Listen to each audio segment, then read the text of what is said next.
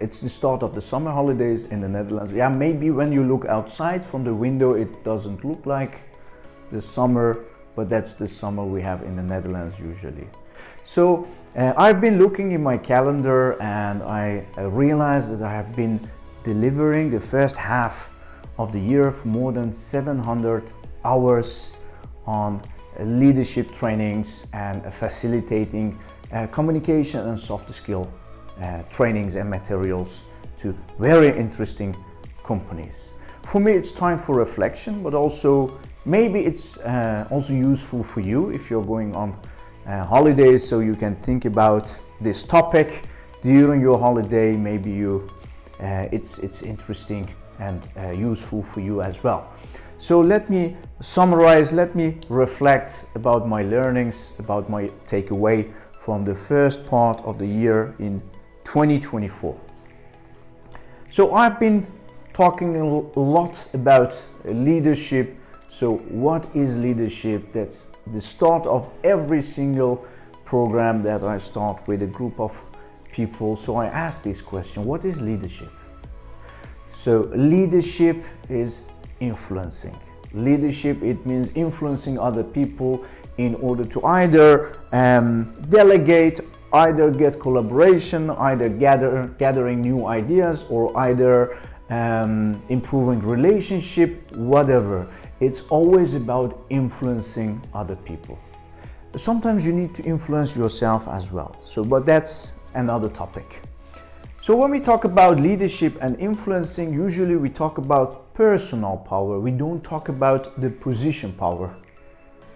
So personal power, it means that you don't need the hierarchy in order to influence other people, but you do it from your personal power.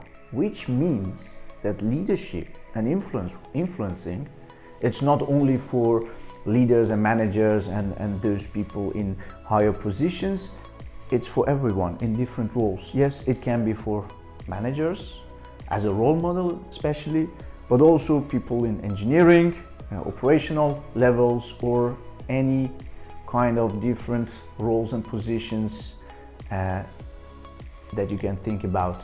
It's so leadership and influencing is for everyone. So that's very important to realize in different roles and positions. What makes you a good leader? What makes you a good role model? When we talk about emotional intelligence and IQ, we talk about Daniel Goleman, and when you look at internet, you will find a lot of information about this. But what is important to know, it's the importance of emotional intelligence. And especially when you go towards the managerial positions, when you need to influence more people in your team, the emotional intelligence, it becomes even more and more important.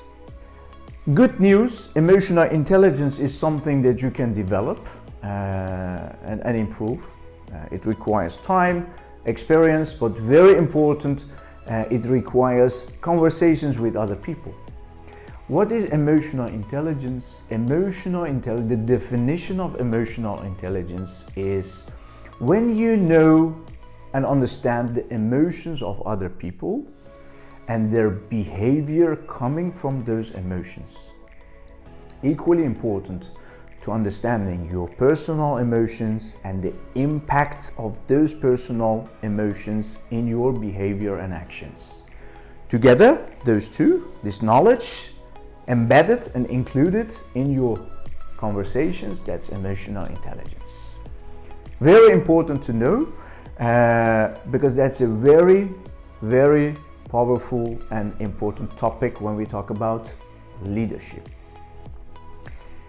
What is the relationship with culture, especially when we talk about international companies, when they are hiring international people, they are investing a lot of time and money, and also from the international community, they are investing in a lot of things. They are moving to a different country, new culture, new language, so they are putting a lot of energy and effort. So at the end, the company, but also people, they want to make it very successful.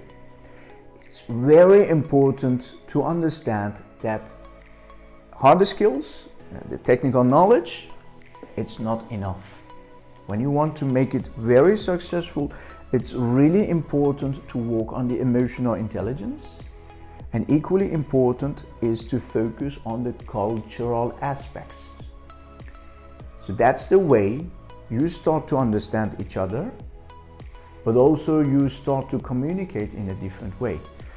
Because you understand the different cultural aspects, so there is no assumption, there is no expectation, there is only openness, and there is a space for communication, sharing, and understanding each other. That's the way that you start to understand different cultures, different behaviors, different personalities, and those kind of things. And that's the starting point of creating trust. Creating trust, and based on the trust, based on a nice relationship with people in your team, you will develop your emotional intelligence, but also helping other people and team members to develop their emotional intelligence as well. And at the end, it will result in a better collaboration, and the performance of the team will go up. Very important one. So my takeaway is that at the end of the day or days, what I see within the teams is that people start to know and understand each other in a different way.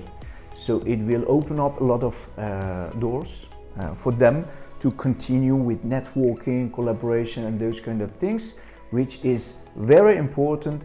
And if you as a manager or as a team member, you can create this kind of environment within your teams when people have trust and they share a lot of information, they share what they need, what they think, also from different cultures, when they feel safe to do so, I think there will be a big change and increasing of the performance within the teams.